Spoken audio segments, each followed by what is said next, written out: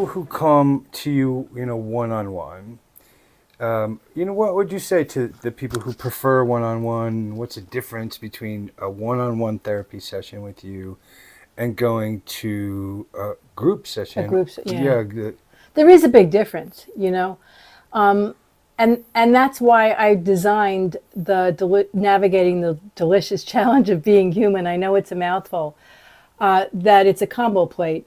It's it's group sessions, but there's also included. It's a package. It's a 6-month program that you get one private session a month with me.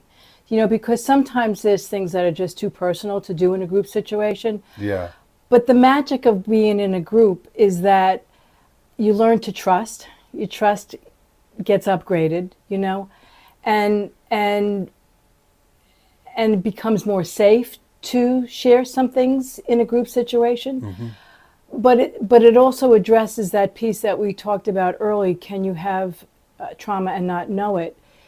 Sometimes when what we can't see in ourselves, we can see ourselves in somebody else. And that is the magic and beauty of what I experience happens in a group. I'll be working with somebody and they'll be doing releasing. And I always say, say the releasing statements along with whoever I'm working with. And even if I'm working with one, there's 5, 6 other people crying, saying the releasing statements because they're seeing themselves in that person. yes, And they're, release one, release all, yeah, you know? So, so with this new course, you have a chance to have both. And some people do private and then they have to work up to the group situation. But, both is available in the course and both is available with my practice. that's great. And I would imagine you see a lot. Um, I don't want to say faster transformation, but it just feels like with more people there, Yeah. you're less in your head and more, involved. Right. Yeah. Like it's happened so often. Somebody goes and they go, I didn't know that was there. I need to go next. That piece just reminded me of, and I'm still having this and I'm feeling this in my body. And so, it sets you up to do your piece. Yes, that's great. Yeah. Yeah. So now I want to talk about the phrase elder wisdom.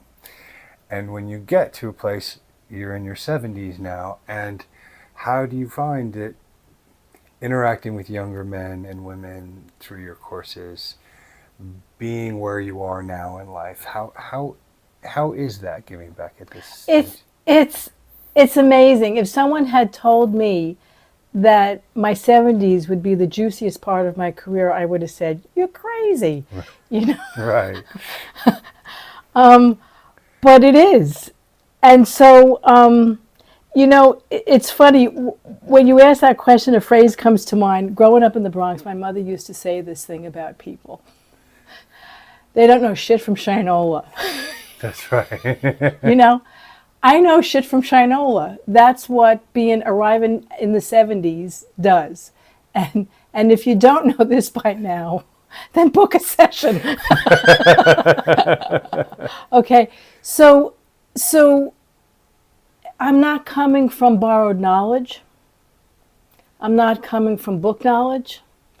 I'm coming from a lived life that has endured all the ramifications of trauma. So I bring a deeper understanding of being on the other side. Like I said, the functional adult is trauma resilient. Yes. It makes everything I've been through worthwhile. It gives me a deeper understanding and wisdom from what I've experienced and lived through and gotten to the other side. Yeah. So it's like I was blessed with elders who were shining the light, the candle. Over here, Voj, you'll get here. And no way, no, but you don't understand. My pain is more special, And I'm doing that now for younger people, and it is a blast. I love it, and I feel so grateful to be of service this way now. So being of service was one of the blocks in your book that you talked about, right? Yeah, The yeah. 10. Yeah. that when you do, it's one of the hindrances to your heart's desires Hindrances, that yeah. is included in my book I release, and also I have an online course I release. It's a self-study program that you can do yourself at your own pace. But the last chapter is unwilling to serve, you know, and to me, like I said, a lot of what I have lived through now, people were there for me who went through stuff. You know, it's like now I'm reaching here and I'm able to do that. So it's, I think part of our service is when we heal is to help others. And it feels like I'm at an age where I hate the word legacy, right? But I don't know how else to say what it is I'm feeling. To want to leave a mark of service, to be able to give to another generation so that part of me lives on when it's time for me to go. Right.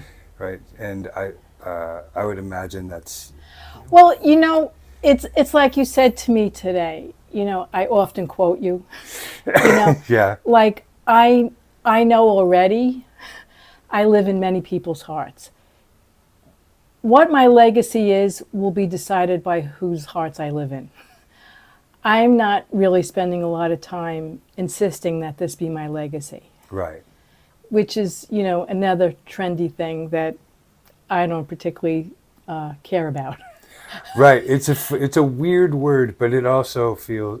But I know what you're saying. Yeah, I mean, I'm already witnessing my legacy. Yes. You know, Yeah. I see it every day.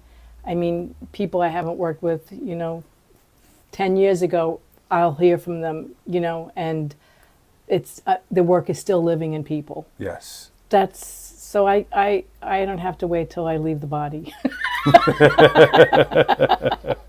You get to enjoy it now. Exactly. That's great. exactly. Is there anything else, while we're here, that you want to talk about before we?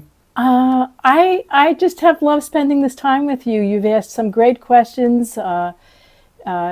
Once again, you surprised you. I got to surprise myself with what I know, and I'm hoping that whoever watches this gets some value and understanding about how we are impacted by trauma in our lives, and we don't have to run from it or be ashamed of it. And there is a way out. Well, I'm proud to know you, and I love you dearly, and I hope that more people get a chance to come through this course with you, because I know my work with you is really still stays with me to this day. Thank you.